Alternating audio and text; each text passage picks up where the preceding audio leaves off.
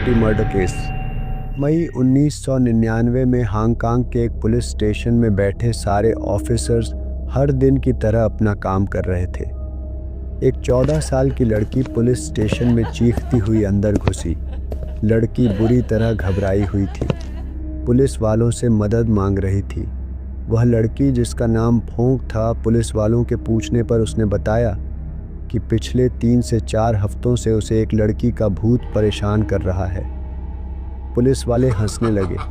लड़की कहती है कि ये सच है, मैं कोई मजाक नहीं कर रही। लड़की ने कहा कि मुझे एक लड़की का भूत सपने में परेशान कर रहा है। वो कई बार मुझे ज़ख्मी हालत में तो कभी इलेक्ट्रिक तारों से बंधी हुई दिखती है और उसके शरीर पर चोट के घाव हैं। गिड़गिड़ाती हुई मुझसे मदद मांगती है। पुलिस वालों को उसकी बातों पर यकीन नहीं हुआ। उस लड़की को वापस भेज दिया। लेकिन लड़की अगले दिन फिर से पुलिस स्टेशन आई और यही बात दोहराती है। वो कहती है कि प्लीज़ मेरी बात का विश्वास कीजिए, मैं सच बोल रही हूँ। फिर लड़की ने उन्हें कुछ ऐसा बताया कि पुलिस वालों के होश उड़ गए। उसने बताया कि उस लड़की का कत्ल हुआ है और जिन लोगों ने उसका कत्ल किया है उनमें जाने अनजाने में मैं भी शामिल हूँ। लड़की की बात सुनकर पुलिस थोड़ी सीरियस हुई और मामले की जांच करने की सोची। लड़की पुलिस को बताती है कि उसी के अपार्टमेंट में एक फ्लैट है, वहीं उस लड़की का कत्ल हुआ है। फिर लड़की को साथ लेकर पुलिस उसी अपार्टमेंट के फ्लैट में पहुंची। पुलिस ने जैसे ही उस फ्लैट का दरवाज़ा खोला, वहां से एक अजीब सी दुर्गंध आ रही थी। पुलिस ने फ्लैट के कमरे में देखा कि वहां ज़्यादातर सामान हेलो किटी डॉल्स से भरा हुआ था। यहाँ तक कि पर्दे, टॉवल और चादर सब में हेलो किटी ही बना हुआ था। वहीं बेड पर एक जल परी के आकार की हेलो किटी डॉल रखी हुई थी। ये डॉल काफ़ी अजीब लग रही थी। जैसे ही पुलिस ने डॉल को उठाकर देखा तो उनके होश उड़ गए। डॉल के अंदर एक इंसानी सिर का स्केलेटन रखा हुआ था। स्केलेटन को देखकर ऐसा लग रहा था जैसे उसे गर्म पानी में उबाला गया हो। साथ ही ऐसा लग रहा था जैसे सिर के टुकड़े करने की भी कोशिश की गई हो। अब पुलिस मामले को लेकर और सीरियस हो गई और उन्हें उस लड़की की बात पर यकीन हो गया कि उसकी बात में कहीं ना कहीं सच्चाई है। हांगकांग में एक साधारण से परिवार में लड़की का जन्म हुआ जिसका नाम था फैन मैन यी।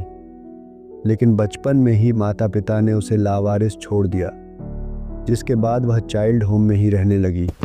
फिर जब वह बालिग हुई तो उसे ड्रग्स की बुरी लत लग गई। वह ड्रग्स की इतनी आदी हो गई थी कि उसके बिना रह नहीं पाती थी। लेकिन कई बार पैसे न होने के कारण वह ड्रग्स नहीं खरीद पाती थी। फैन ड्रग्स की लत को पूरा करने के लिए वह साल 1997 में जिस्म फरोशी के धंधे में उतर आई। उससे जो भी पैसा उसे मिलता वह उससे ड्रग्स खरीद लेती। इसी तरह उसके दिन बीत रहे थे। फिर उसने सोचा कि ऐसे तो ज़िंदगी चलेगी नहीं, क्यों ना कहीं कोई नौकरी कर ली जाए। जिसके बाद उसने एक नाइट क्लब में नौकरी करना शुरू कर दिया। यहाँ काम करते करते उसकी मुलाकात 34 साल के चैन मैन लोग से हुई, जो कि एक दलाल और ड्रग का डीलर था। उस समय फैन की उम्र 23 साल थी। दोनों के बीच दोस्ती हो गई। सब कुछ ठीक चल रहा था।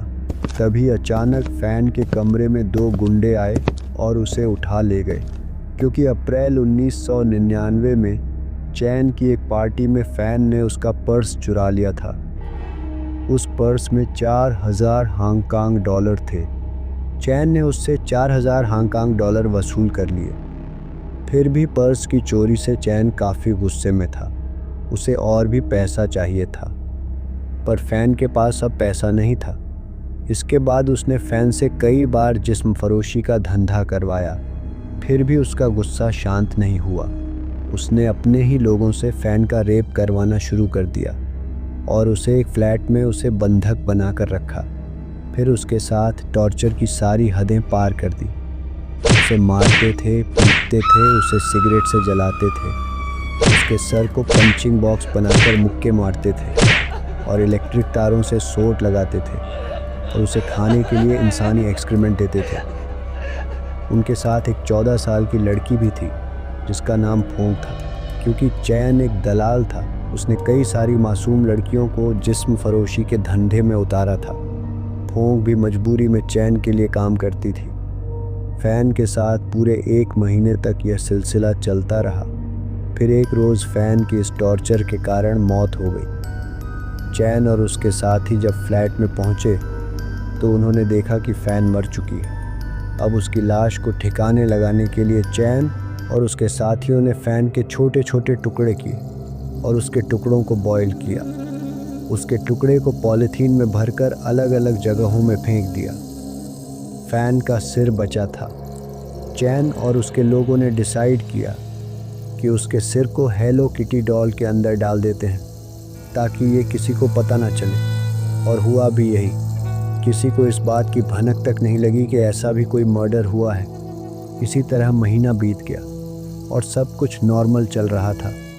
फिर अचानक फोंग को उसका भूत दिखने लगा और उसे परेशान करने लगा। वह उसके सामने चिढ़ती और चिल्लाती थी। वह उससे मदद के लिए गिड़गिड़ाती थी। फोंग बहुत ही ज़्यादा घबरा चुकी थी। मई 1999 में इसी 14 साल की लड़की ने पुलिस को पूरी बात बताई। उसने पुलिस को बताया कि डर के कारण वह इस बारे में किसी को कुछ नहीं बता पाई। पुलिस ने अच्छे से मामले की जांच की और मामले में 3 आरोपियों को पकड़ लिया। मामला कोर्ट तक पहुंचा, पर पोस्टमार्टम रिपोर्ट में भी इस बात का खुलासा नहीं हुआ कि फ़ैन की हत्या की गई है या उसकी मौत टॉर्चर से मिली चोटों से हुई है। आखिर में कोर्ट ने भी इस बात को माना कि हो सकता है टॉर्चर से मिले जख्मों को वह बर्दाश्त नहीं कर पाई और उसकी मौत हो गई। कोर्ट ने आरोपियों को सिर्फ उम्र कैद की सज़ा सुनाई। दोस्तों, आपको क्या लगता है, ऐसे मर्डर केस में सिर्फ उम्र कैद की सज़ा ही काफ़ी है? कमेंट बॉक्स में ज़रूर बताएं। अगर वीडियो पसंद आई है तो वीडियो को लाइक और शेयर करें और हमारे चैनल को सब्सक्राइब करें।